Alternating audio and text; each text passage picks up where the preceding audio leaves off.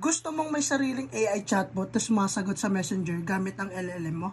Or ChatGPT? Pwede yan, bossing. At oo, ibibigay ko sa iyo ang JSON file na to ng libre. Pero syempre, follow mo muna ako para hindi ka mahuli sa mga next drops natin. Hi, my name is Joshua, and today tuturuan kita paano gamitin itong N8N workflow na to para makagawa ka ng Facebook AI agent gamit ang Open Router. Ito ang shortcut mo para magpaanda ng AI automation. Walang coding required. So ano nga ba ang silbi ng workflow na ito? Ito ay isang AI chatbot system na tumatanggap ng message galing sa Messenger, dadaan sa AI agent prompt mo via Open Router, sasagot pabalik sa Messenger user, perfect for customer support, auto-replies, lead qualifier, or AI-based personal assistant. So, step 1, i-import mo ang JSON files sa loob ng N8N. Click mo ang import file. Upload mo tong JSON file na ibibigay ko sa iyo for free. Step 2 is set up ang Facebook webhook. Pumunta ka sa Facebook Developer Console.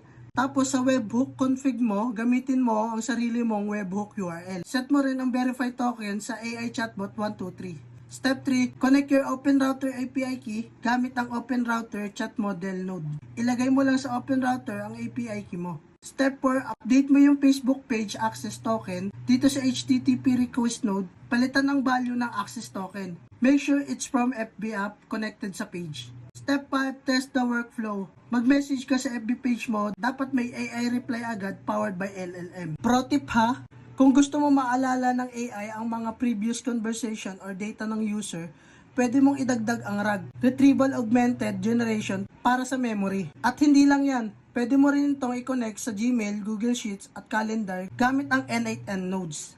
Lahat ng daily tools mo pwede mong i-automate kasama ng AI.